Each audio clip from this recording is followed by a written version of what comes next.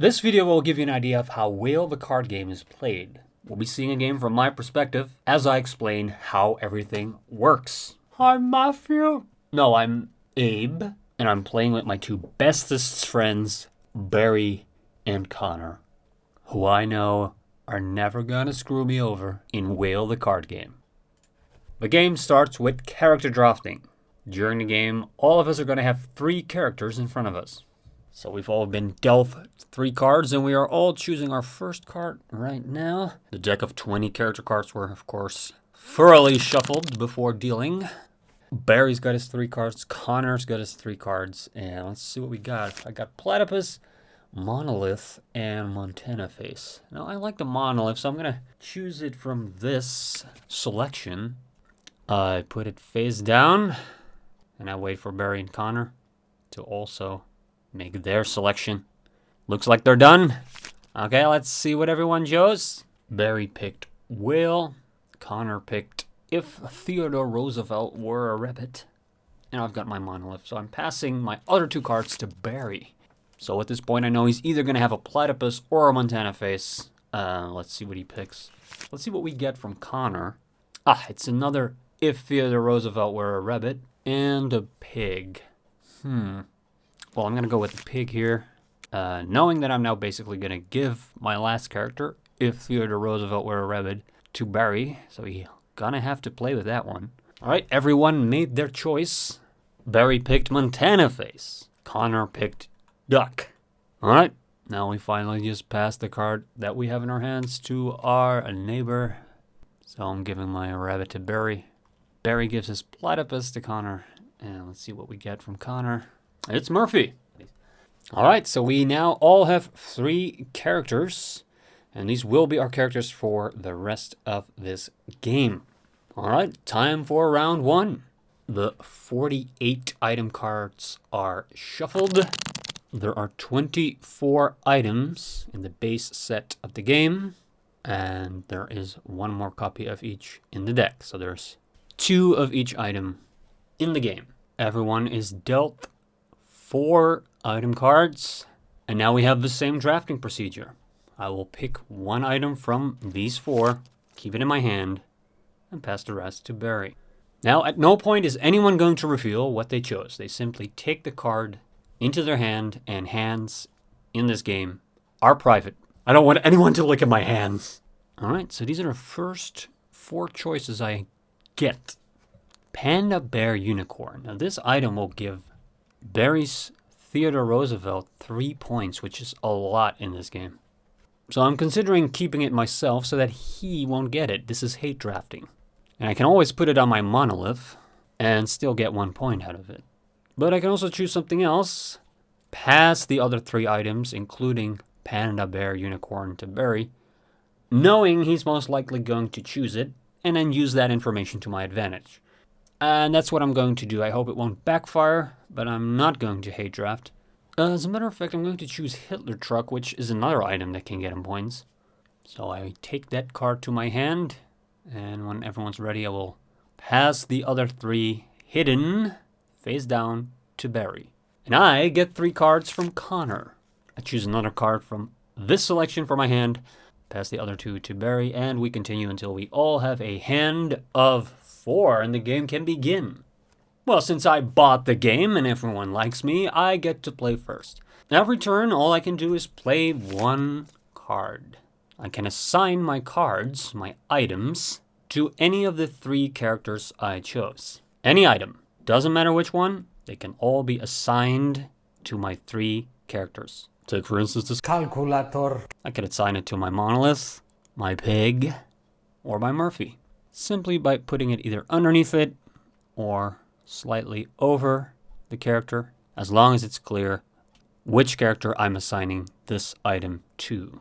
I can also choose to discard one of the cards. So I don't assign them to a character, but rather it goes to the discard pile. I can only do this with items that have a discard symbol on them. And I'm going to choose to discard Hitler Truck. A truck that kind of looks like the Flora. Now you'll also notice some text next to the discard symbol. This is this card's discard ability. Since I chose to discard it, This ability has to resolve. I cannot choose to simply discard it. The action on the card has to be played. So let's see what Hitler Truck has as a discard ability.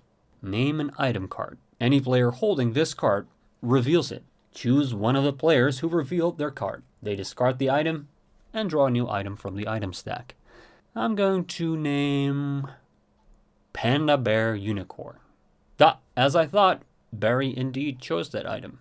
He now discards this card, since he's the only one I can name, because he's the only one who has a copy of this card, and he draws a new card, with me hoping he hasn't drawn a better one, of course. Now Hitler Truck is in the discard pile, and Panda Bear Unicorn is in the discard pile. I have played one card, meaning Barry's next. Barry chooses to assign an item to Will. The item in question is clarinet. Let's have a look at Will. It's got a nice picture of Will, seemingly about to eat that clarinet. And we have a big number 3. This is the character's item capacity. This number indicates, you guessed it, the number of items that can be assigned to Will, which is 3. And with the clarinet now assigned, only 2 more items can be assigned to Will. What else can we see? Well, we see a bunch of pictures, symbols, clarinet with +2, a fishing bowl with +2, and so on. We also see a black area with a calculator that says -2 and some type of nut with -2. Now you'll notice that all of these symbols correspond to an item in the item deck. And in this case, the clarinet corresponds to the clarinet. The same symbol is on this item card. Now, since it's assigned to Will, Barry, at this very moment, has 2 points total, as indicated. All right. Well, Barry's played a card. He's assigned it to Will. So that means it's time for Connor to shine. Connor chooses to discard the card, the item, the Big Duck. So he's not assigning it to one of his characters, he's discarding it. And this means that he can take any assigned item to his hand. Well, there's only one item he can choose in this case, but he could now choose any assigned item on the board, including his own, but that would be an odd choice. All right, he takes Will's clarinet to his hand and discards the Big Duck. And now Barry is back to 0 points. And Will can have 3 items assigned to him again, because Will at this moment has no items assigned to it. Connor did his thing. Now it's time for me to play. I have 3 cards left in my hand. Now I should pay attention, because after this round, I will only have 2 cards in my hand. And when you only have 2 cards or less in your hand, you have to assign. No more discarding. I have to assign. So this is my final chance to use one of the discard abilities if I wish to do so. So I'm going to have to think through if I want to assign at least 2 of these cards. Now I have the calculator. Calculadora. And I want to assign it to my pig. As you can see, it will give me 2 points. I also have Wikipedia, the book. And I can assign that to either pig or Murphy. It will give me 2 points in either case. And finally, I have Daniel Stern Pinata. Now, if you think you don't know who Daniel Stern is, you're wrong. You actually do. Anyway, I'll discard that one. It will let me look at the top 3 cards of the item stack, choose one that I then take into my hand. So I'll still have 3 cards. All right, let's have a look. 1, 2, 3. I'll choose Smoke Guernica. And in this case, it's because of its discard ability. Remember, I can use it because I'll have 3 cards in my next turn. It allows me to remove assigned items from the game. That might come in handy to stop those pesky opponents from winning. All right, I take it into my hand. Barry and Connor have no idea what I chose, and I shuffle the item deck, putting the other 2 that I didn't choose back into it. I played a card, so Barry's up. Well, Barry placed Chili Hat on Will. The little hat symbol is on Will, and it says +1, so Barry's score is now 1. And Will can have 2 more items assigned to it. I also noticed that Chili Hat does have text on it, but no discard symbol. So Chili Hat doesn't have a discard ability. It's a card that cannot be discarded. But let's see what it says. The item cap of the character who has this item assigned increases by 1, as long as there is a duplicate on the board. Well, unfortunately, there is only one Will in this entire game. So whale's item cap does not increase. If Connor had a whale, or I had a whale, or if Barry had 2 whales, then this whale would have a item cap of 4. So that would mean that in addition to Chili Hat, he could have 3 more items assigned to it. Well, unless there's another Chili Hat stacked on top. So then whale would have a total capacity of 5. And there are more items like this, so it's possible to stack it even more if you have the items. So besides discard abilities, there are also cards that do something once they are assigned, which is good to know. Alright, Connor's up and he plays the clarinet that he took on Platypus. Now Platypus has an item cap of 3, just like Will. And, well, we can see that it says any other +1. So that means that any other item that is not listed will get Platypus +1 point. And the clarinet falls into that category. So now Connor has 1 point. Barry and Connor are both tied for 1 point at the moment. And I still have nothing! My turn. I have 3 cards, and this is the last time I can use a discard ability. I'll just play my Smoke Guernica. Well, I could put it on Murphy as well. Give me 1 point, but I have much better items to place on him. So I'll use its discard ability. No, actually I don't want to use it. It's not worth taking rid of these items. See, sometimes it's kind of good, because these are 1 point items. And, I'd rather get rid of something that is much more significant. And keeping these items on these characters is actually good because it limits their capacity to put more items on there. So this could really backfire if I use this right now. So I'm going to put it on my Monolith, which can take 4 items. And any item will get me 1 point. So anything I can't use, I'll just stack it on the Monolith. All right, now Barry's up. He's got 2 cards left, so he can only assign. Same for Connor, same for me. We keep playing until all our cards have been played. Now in the standard game, 7 points will give you the victory. Oh, so we play this through. Nobody has 7 points.